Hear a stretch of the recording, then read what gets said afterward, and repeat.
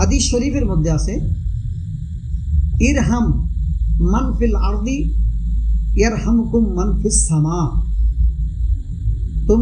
তোমরা পৃথিবীবাসীদের প্রতি দয়া করো, তাহলে আসমানে যিনি আছেন আল্লাহ, তিনি তোমাদের উপর দয়া করুন।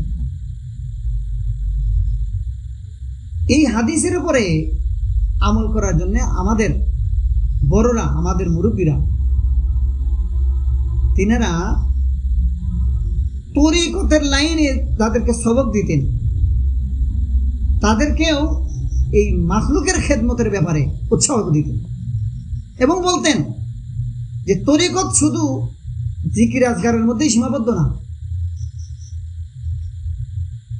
তরিকতের যে মেহনতগুলো করা হয় আল্লাহকে পাওয়ার জন্য, এই জিকির আজগার মুরাকাবা মুশাহাদা যা করা হয় আল্লাহকে পাওয়ার জন্য, বলে শুধু আল্লাহকে পাওয়ার জন্য এই লাইনে মেহনতই শুধু সীমাবদ্ধ না, বলে আল্লাহকে পাওয়ার জন্য মাখলুকের খেদমত, এটাতেও আল্লাহ তাআলার সাথে সম্পর্ক হয়, আল্লাহকে দূর পাওয়া যায়। এই জন্য আল্লাহওয়ালারা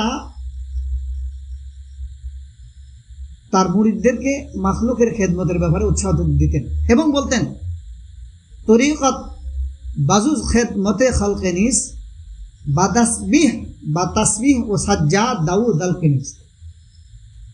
এই তরিকতটা শুধু জিকির আজগার তাসবিহ তাহলিলের মধ্যে সীমাবদ্ধ না, মাখলুকের খেদমতের মধ্যেও আল্লাহকে পাওয়া যায়। খুব মজার একটা ঘটনা আমি আপনাদেরকে শোনাই। আমাদের বড়রা তিনারা যে মাখলুকের খেদমত করা, মানুষের খেদমত করা, এটাকে আল্লাহ পাওয়ার মাধ্যম মনে করতেন। আমাদের বড়দের হৃদয়টা ছিল আসলে খুব প্রশস্ত। এই যে আকাবেরে দেওবন্দ, যারা আকাবেরে দেওবন্দকে চেনে না, যারা বোঝে না, ওরা সমালোচনা করে, কিন্তু আকাবেরে দেওবন্দ যে কি ছিলেন, খুব মজার একটা ঘটনা মনে পড়ছে, বলি ফেলি। আমাদের বড়রা নিজেকে কি পরিমাণ মিটাইয়া দিছেন এবং অন্য মাখলুকের খেদমত করাকে নিজেদের যে তারা যে বড় ছিলেন, নিজেরা যে অনেক বড় ছিলেন, এই বড় হয়েও তিনারা অন্য একটা মাখলুকের খেদমত করাকে নিজেকে ছোট হওয়া বুঝতেন না। শাইখুল আরব আল আজম হুসাইন আহমদ মাদানী রহমাতুল্লাহ আলাই, তিনার ব্যাপারে একটা কথা আছে যে তিনি একসময় ট্রেনে সফর করতেছিলেন। আমি এই কথাটা এই জন্য বলতেছি যে আমাদের বড়রা মাখলুকের খেদমত করাকে আল্লাহ পাওয়ার মাধ্যম মনে করতেন। তো উনি সফর করতেছিলেন, তো ওনারা যেই বগিতে ছিলেন, ওই বগিতে একজন ব্যক্তি ছিলেন, তিনি হিন্দু ধর্মাবলম্বী।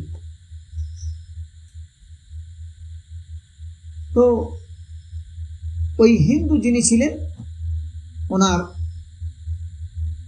প্রাকৃতিক প্রয়োজন চাপে টয়লেটে যাওয়ার প্রয়োজন হয়। তো উনি ট্রেনের মধ্যে তো টয়লেটের ব্যবস্থা আছে, তো ওই টয়লেটের মধ্যে ঢুকে গেলেন, কিন্তু উনি ওনার প্রাকৃতিক প্রয়োজন পুরা না করে বের হয়ে চলে আসলেন। কিন্তু তিনার যে প্রাকৃতিক প্রয়োজনের চাপ আছে, টয়লেটের চাপ আছে, এটা তার মুখের মধ্যে ভেসে উঠতেছে, লোকটা কষ্ট করতেছে। তো হুসাইন আহমদ মাদানী রহমতুল্লাহ আলাই জিজ্ঞেস করলেন, ভাই আপনি টয়লেটে গেলেন, আবার দ্রুত চলে আসলেন। ও হিন্দু লোক তো বললেন, এই টয়লেটে যাওয়ার মতো ব্যবস্থা নাই, মানুষেরা সেখানে ময়লা আবর্জনা করে, উপরে পিশাব পায়খানা করে একদম পরিবেশটা নষ্ট করে ফেলে রাখছে, ওখানে যাওয়ার মতো ব্যবস্থা নাই। এই কথা বলে উনি ওনার সিটে বসলেন। এদিকে কিছুক্ষণ পরে হুসাইন আহমদ মাদানী রহমতুল্লাহ আলাই, দেখেন আমাদের বড়রা কেমন ছিলেন, আকাবেরে দেওবন্দ কেমন ছিলেন, ওনাদের চরিত্রটা কেমন ছিল। একজন হিন্দু মানুষ, বিধর্মী, তার খেদমত করার জন্য তিনি কি কৌশল অবলম্বন করলেন দেখ, তেনার যে কষ্ট হইতেছে, এই হিন্দু বিচারাতে কষ্ট হইতেছে, এটা উনি সহ্য করলেন না। যে হায় হায়, উনি তো একদম আল্লাহর সৃষ্টি, একটা মাখলুক, তিনি একটা আল্লাহর বান্দা, হোক সে বিধর্মের, হোক সে অন্য ধর্মের, কিন্তু সেও তো একজন আল্লাহর বান্দা। তো হোসেন আহমদ মাদানী রহমতুল্লাহ আলাই তিনি নিজে টয়লেটে ঢুকলেন, সাথে পানি ছিল, এই পানি নিয়ে ভিতরে ঢুকলেন, ঢুকে নিজ হাতে টয়লেটটা সুন্দর করে পরিষ্কার করে উনি বের হয়ে আসলেন। আসার পরে ওই হিন্দু লোকটাকে ডেকে বললেন যে ভাই, আমি তো এইমাত্র টয়লেট থেকে আসলাম, দেখলাম খুব পরিষ্কার পরিচ্ছন্ন আছে, যান আপনি আপনার প্রয়োজন পুরা করেন। তিনি এটা বললেন না যে আমি পরিষ্কার করে আসছি, তিনি তো সবার অগচরে চলে গেছেন, পরিষ্কার করে এসে জানালেন। এই যে আমাদের যারা বড় আকাবেরে দেওয়ান, এনাদের চরিত্র ছিল এরকম, এনারা মাখলুকের খেদমত করাকে নিজেদের সৌভাগ্য মনে করতেন এবং এটাকে আল্লাহ প্রাপ্তির একটা মাধ্যম মনে করতেন।